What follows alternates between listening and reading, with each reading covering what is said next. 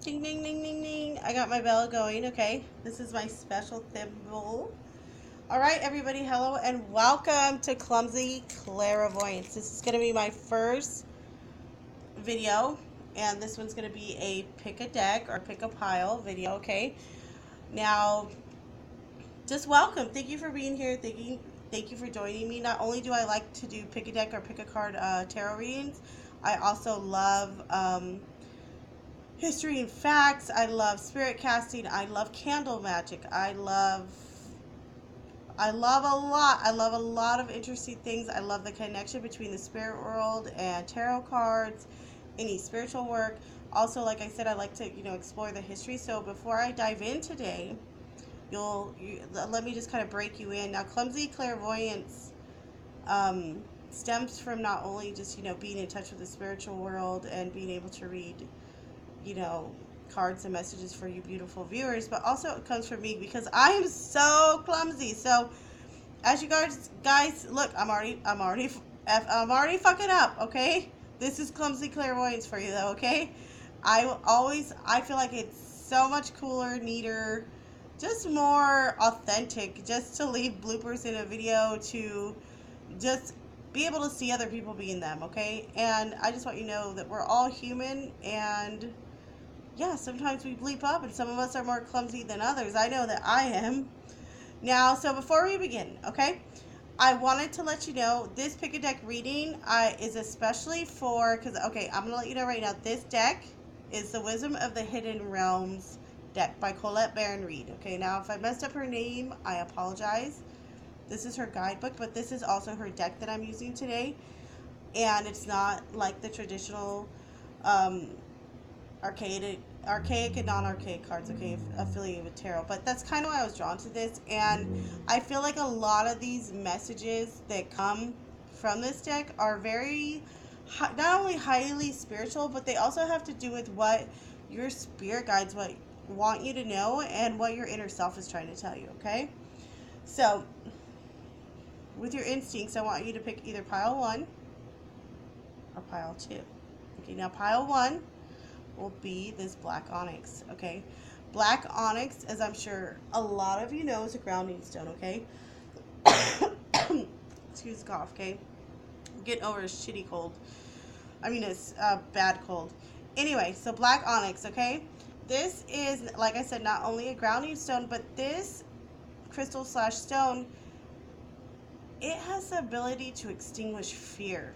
It takes fear out of our lives so we can move on and face our full potential or go along our spiritual path that maybe has been, delayed as of recently. So black onyx, a great crystal slash stone, especially for meditation. Okay, now this one is fire agate. This one has amazing physical and metaphysical healing properties, okay? The first thing I want to say about agate is known as the inner youth stone, okay, or crystal, and it's just amazing. Fire agate in particular can help people who have gone through traumatic, very highly traumatic situations such as rape or,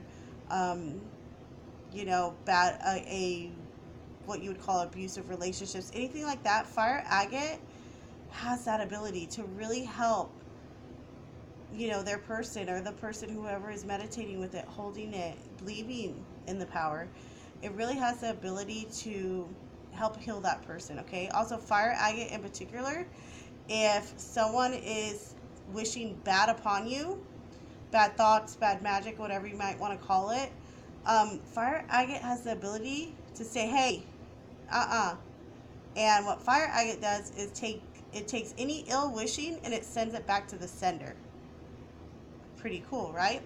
All right, so without further ado, I would like you guys to think about the message. Close your eyes, pause the video if you like, and think what message is out there for you right now that your spirit guides really want you to know. Okay? Now move that one to the side, and we're gonna begin with pile number 1. Okay?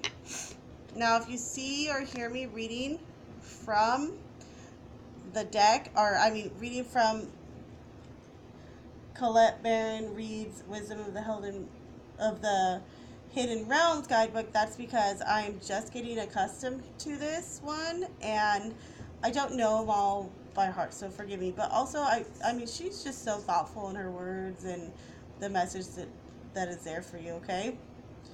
Now, this is 27, okay? But it's in what she calls challenger position, okay? Not reverse, but she would call this a challenger position, okay? Normally, you would see it like this, sacred union, you know, husband and wife, they're embracing, yada, yada, yada. Now we see it in reverse. Or, sorry, like I said, she would call this challenger position, okay? So I'm going to read from the book to you, okay? The sacred union as your challenger warns you to be careful of your associations at this time. You may be entering into a situation that will cause more aggravation and drama than you can handle. Be mindful as well of addictive tendencies in making partnership commitments. Okay, that all has to do with, you know, falling for the same type of person or the same type of drama that you've done before, all right? Now, are you choosing from an obsessive need to distract yourself from moving forward in your life? Are you going to keep ignoring your red flags in order to change the course of events to suit you? Could it be possible that you're the recipient of mixed messages? This is time to put a little distance between you and your query. More will be revealed to help you make the correct choice to support your soul's growth. Okay, so this is all about being part of that drama, okay? Let's not be part of that drama. If you have to, go ahead and distance yourself from those people that aren't serving you and your life purpose anymore. All right? Thank you, group 1. And now I'm going to go ahead and move on to group number 2, which was that fire agate, okay? Well, let's see what your spirit guides have to say to you. Okay, you got the Ring Master of Scrutiny in Challenger position, okay? Number 9. So give me a moment as I get to that page.